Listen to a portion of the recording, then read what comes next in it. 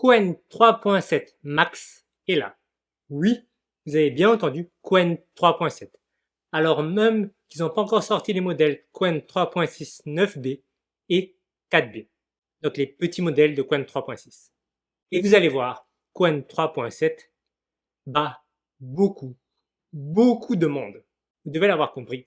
Dans ce tuto, je vous le présente et vous montre comment l'utiliser. C'est parti! On commence par l'article d'introduction de Qwen 3.7 Max. Alors bien évidemment, ce lien sera laissé en description. Et donc Qwen 3.7 Max, qu'est-ce que c'est? C'est le dernier modèle de Alibaba. Alibaba, pourquoi elle a créé Qwen 3.7 Max? Simplement pour avoir un modèle qui a les fondations solides de base pour avoir un modèle qui puisse tout faire.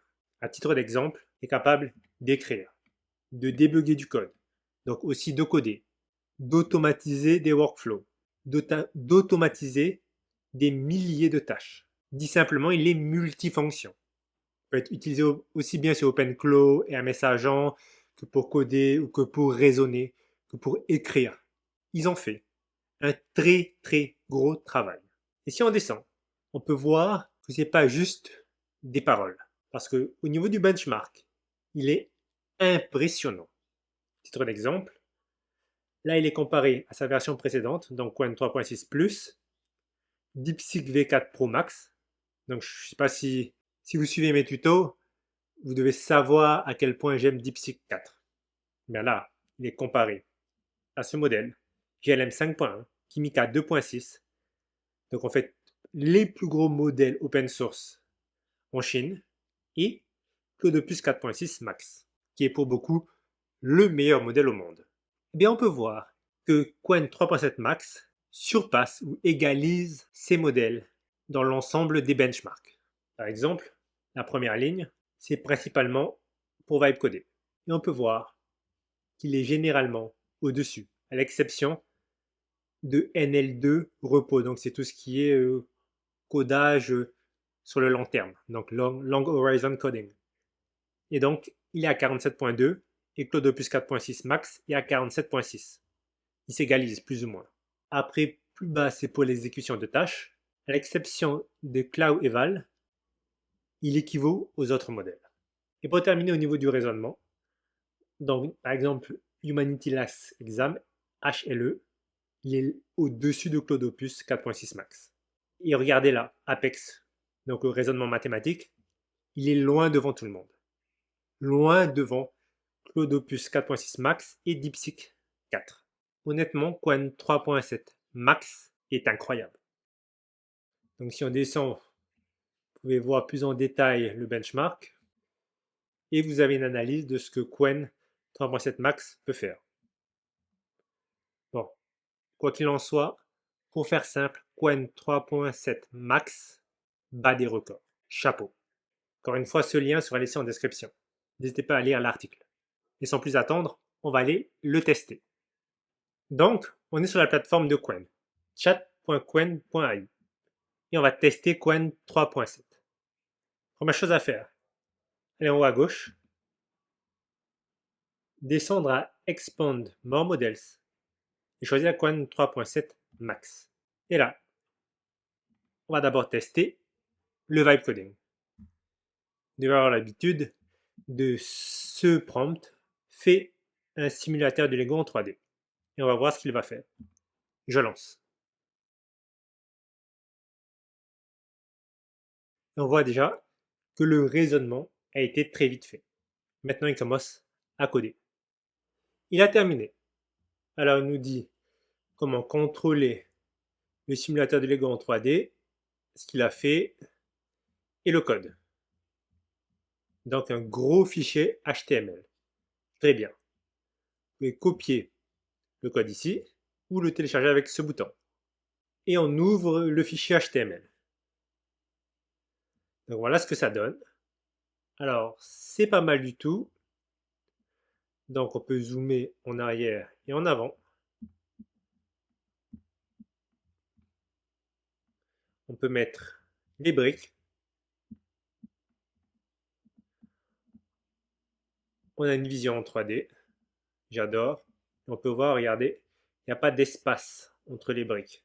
Ensuite, on peut choisir le type de brique. C'est pas mal du tout. Ok. Ensuite, on a les couleurs. Donc, par exemple, je peux mettre jaune, vert, blanc. Ensuite, on a les outils. Donc, pour placer, pour effacer, pour peindre et pour sélectionner. Alors, ça fonctionne. Pour peindre, par exemple, je vais peindre dans une autre couleur. Très bien. Et pour sélectionner, comment ça se passe? Ah, ça n'a pas l'air de fonctionner.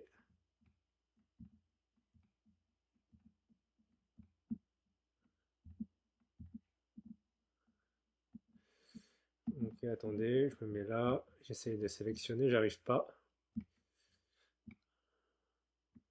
Ok, ça semble pas fonctionner. Alors on peut faire une rotation, par exemple. Je vais sélectionner celui-là, je vais faire une rotation, placer, ok. Ça fonctionne. Layer. Donc, regardez, là je suis à 0. Ensuite, j'augmente de 1, ça passe au-dessus.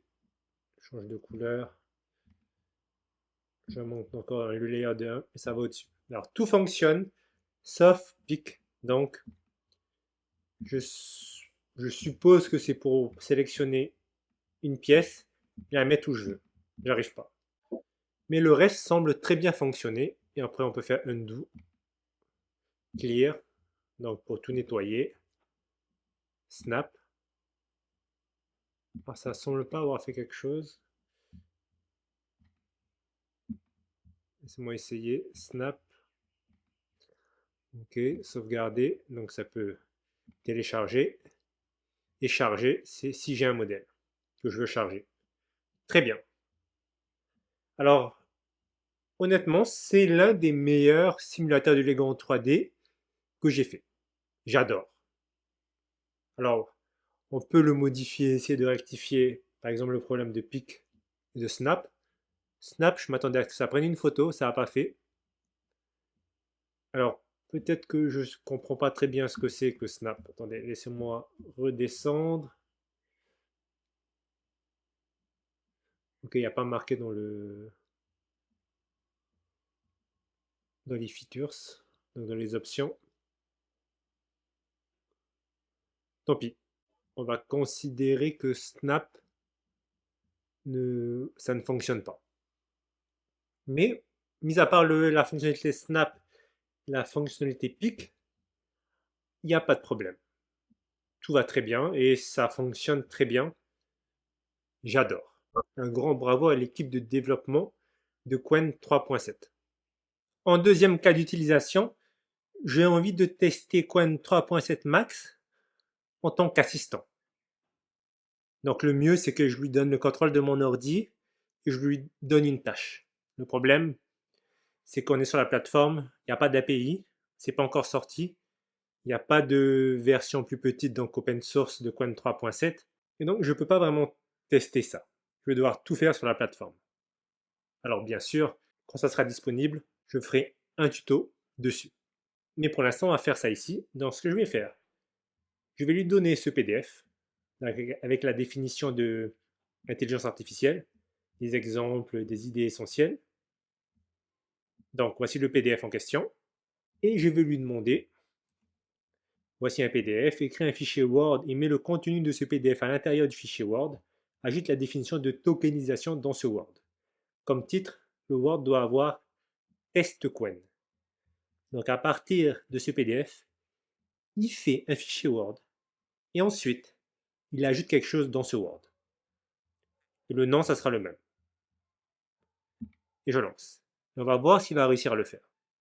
Alors ça sous-entend qu'il reporte tout ce qu'il y a dans le PDF, qu'il ajoute quelque chose, donc la définition de tokenisation, et qu'il crée un fichier Word aussi, à partir de ce PDF. Donc on va voir s'il va réussir. Alors, c'est un échec, parce qu'il n'a pas réussi à créer un fichier Word. malheureusement. Mais pour le continu, il a réussi à le faire. Alors on est clairement limité parce qu'on est sur la plateforme. Mais on peut dire que Qwen 3.7 Max est quand même puissant, mais limité, vu que, vous voyez, on est en preview. Donc c'est normal dans un sens. Et donc maintenant, on va attendre patiemment que Qwen 3.7 sorte avec des versions non limitées. Donc qu'on puisse faire ce que l'on veut. Normalement, il va sortir en open source. Et donc là, on aura non seulement Qwen 3.7+, mais aussi Qwen 3.7 35B et 27B. Et je vous rappelle qu'actuellement, mon modèle open source préféré, c'est Qwen 3.6 27B, donc 27 milliards de paramètres. J'ai déjà hâte que ça sorte. Très bien, cette vidéo est terminée. J'espère que vous l'avez appréciée. N'hésitez pas à me dire ce que vous pensez de Qwen 3.7 Max. Je vous dis à très bientôt pour de prochains tutos.